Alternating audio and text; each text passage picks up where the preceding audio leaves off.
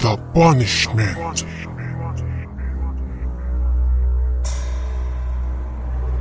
Matapos pagnakaw, hinalay at pinatay pa sa kabilang dako.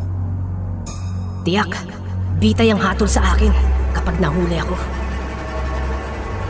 Sumisikip na ang kanyang mundo. Lintik, mukhang wala na akong pagtataguan. Bangag kasi ako, kaya nakuha kong rapin at patayin ang aking kapitbahay. Nang biglang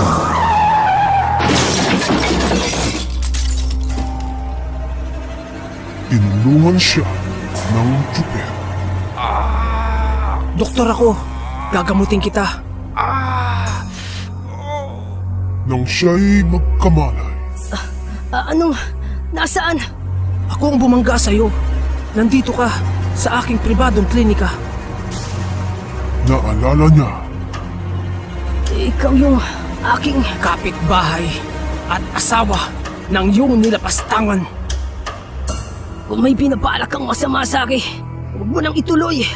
Sa tingin ko'y nilangaw, ay di mo kayang patayin eh. Tama ka. Binala ko nga, pero hindi ko magawang patayin ka. Kailangang malinlang ko siya. Pero bakit? Kakaiba ang aking pakiramdam. lumapit ang doktor. Mahigit 1 buwang, wala kang malay tao. Magmula nang ginawa ko ang operasyon. Sayang ang aking pinagpaguran kung isusuko kita. Tiyak, lethal injection ang sasapitin mo. Magtatagal pa ba ako rito? Habang buhay ka sa aking pag-aaruga. Bakit? Parang walang pakiramdam. Ang buo kong katawan. Natural!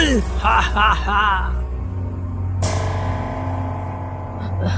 Anong ginawa mo sa akin? Hindi sapat ang parusang kamatayan sa ginawa mo sa aking asawang nagdadalang tao.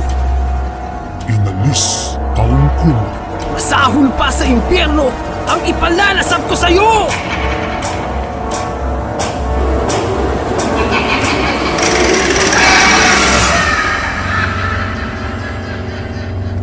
Ilang buwan ang nakalipas. Maawa ka sa akin. Ano pa ang gusto mo? Hindi mo na kailangang magtrabaho pa? Kumakain ka 3 beses isang araw. O, subo na!